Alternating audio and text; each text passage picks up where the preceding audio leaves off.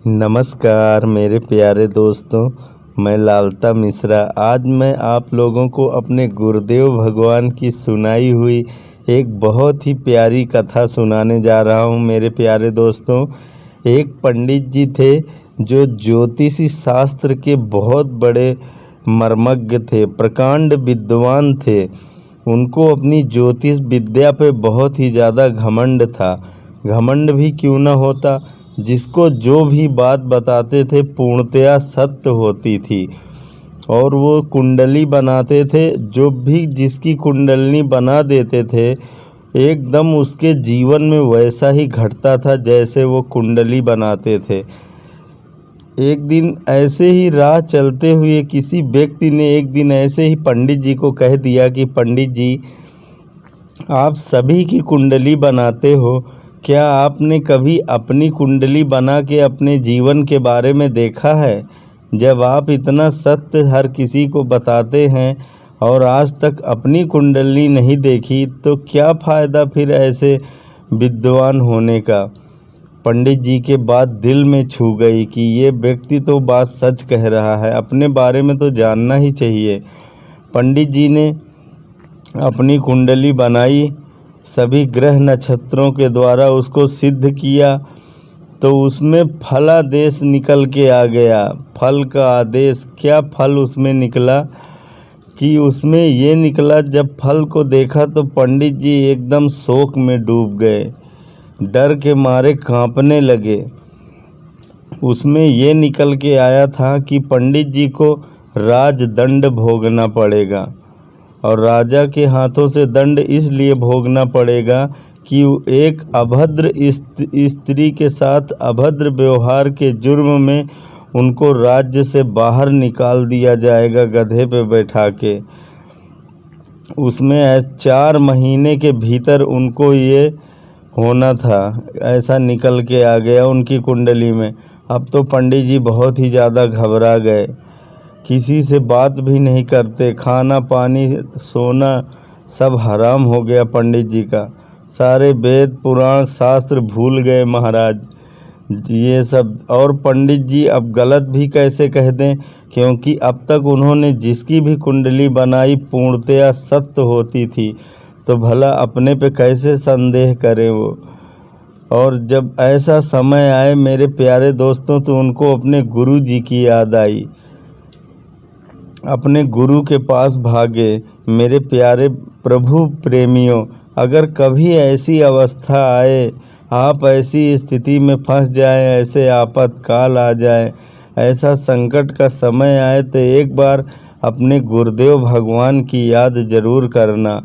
क्या पता आपकी समस्या का समाधान उनके पास हो, उसका निवारण गुरुदेव के पास हो। इसलिए पंडित जी सबसे पहले अपने गुरु के पास भागे, गुरुदेव को जाके अपनी सारी व्यथा सुनाई। गुरु जी ने कहा कि तुम चिंता मत करो, मैं तुम्हें एक उपाय बताता हूँ। ग्रह नक्षत्रों से बचने के लिए बहुत सारे उपाय बताए गए हैं शास्त्रों पुराणों में। आप अगर ऐसा उपाय करते हैं तो ग्रह नक्षत्र शांत हो सकते हैं, तभी तो ये पुण्य धर्म कर्म सभी किए जाते हैं, ऐसे थोड़े ही कोई करता है।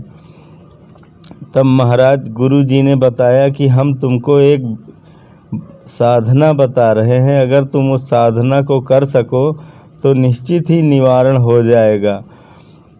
गुरु जी ने प्रभु का प्यारा सा राम नाम दे दिया और बोले कि तुम 4 महीने के भीतर तुम्हारे साथ ये घटना घटने वाली है। मैं तुमको ये 6 महीने का साधना दे रहा हूँ, तुम इसको करो, इसी में तुम्हारा निवारण हो जाएगा।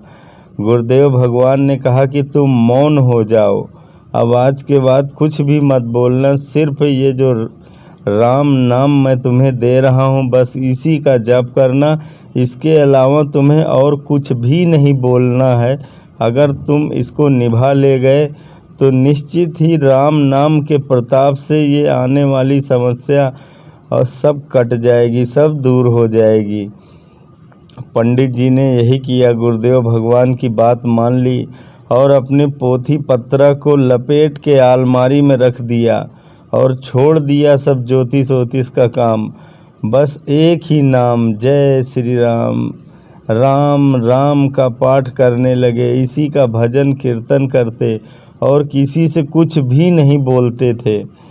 राम नाम के जप का ये प्रताप हुआ कि 4 महीने जब बीते तो पंडित जी एक दिन सो रहे थे। उन्हें स्वप्न में क्या दिखा कि एक स्त्री ने उनके ऊपर अभद्र व्यवहार का इल्ज़ाम लगा दिया, जिससे उनको राजा के सैनिक पकड़ के ले गए, राजसभा में उपस्थित किया।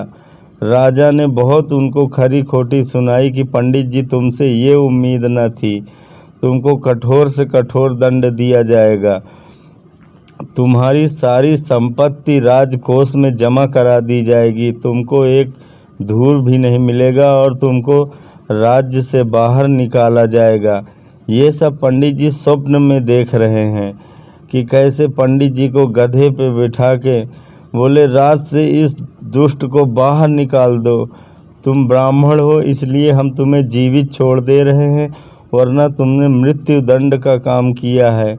हमारे राज्य में स्त्रियों का बहुत सम्मान होता है और तुम्हारे इस व्यवहार के उससे हम तुमको मृत्यु दंड दे सकते हैं, लेकिन तुमको इतना ही काफ़ी है, तुम ब्राह्मण न होते तो तुम्हें निश्चित ही दंड दिया जाता, मृत्यु दंड। और उनको गधे पर बैठा के उनके मुख में कालिक पोत के पंडित जी को झाड़ू से मारते हुए गांव नगर से देश से बाहर निकाल दिया। ये सब देख के पंडित जी बहुत दुखी हो रहे हैं और जब कोड़ों की मार चली उनके ऊपर तो डर के मारे चिल्ला के भागे ज़ोर से।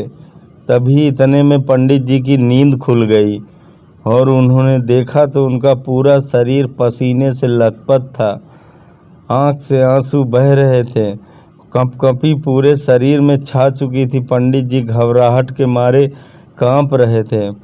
भाग के गए गुरु जी के पास, गुरु जी को सारी कथा सुनाई कि गुरुदेव ऐसा स्वप्न हमने देखा, ज़रूर स्वप्न देखा है तो ये ज़रूर हमारे साथ सत्य होगा, यही होना है, हमारे साथ यही लिखा था। पर गुरु जी ने समझाया कि देखो 4 महीने पूरे हो गए तुम्हारे, ये घटना जो तुम्हारे जीवन में सत्य में घटने वाली थी वो प्रभु की कृपा से स्वप्न में ही घट के पूरी हो गई, क्योंकि ये जीवन भी तो स्वप्न ही है। हमें ये बताओ पंडित जी कि क्या जब तुम्हें कोड़े से मारा जा रहा था तो जो तुम चिल्ला रहे थे वो क्या तुम्हें दर्द नहीं हो रहा था उस समय? पंडित जी ने कहा, हाँ गुरुजी, दर्द के मारे ही तो मैं चिल्ला रहा था। और बोले, जब राजसभा के बीच में तुम्हारे मुख पे कालिक पोती जा रही थी और गांव-गांव तुम्हें घुमाया जा रहा था तो क्या तुमको बेइज्जती नहीं महसूस हो रही थी? बोले, हाँ हो रही थी गुरुजी। बोले, ये जीवन भी तो एक स्वप्न के भांति ही है, वो स्वप्न भी सत्य ही था। तुम्हारे जीवन की घटना भगवान श्री राम नाम से ही सब ऐसा प्रभाव जगा कि वो सारी जो तुम्हारे जीवन में घटने वाली थी वो सब स्वप्न में घट के पूरी हो गई। अब तो महाराज पंडित जी ने सारे ज्योतिष शास्त्र एक किनारे रख दिए और बोले, गुरुदेव अब तो मैं पूरे जीवन राम नाम ही जपूंगा, भगवान श्री राम का ही नाम का भजन करते, उन्हीं के नाम का कीर्तन गाते और अहरनिश भगवान राम का ही नाम जपा करने लगे और इससे वो बहुत बड़े संत महात्मा हुए। मेरे प्यारे दोस्तों, अगर आपको ऐसी और कथाएं सुननी है तो आप हमारे चैनल को सब्सक्राइब कर सकते हैं। मेरे प्यारे दोस्तों, हम फिर मिलेंगे अपने अगले वीडियो में, तब तक के लिए जय श्री राधे कृष्ण।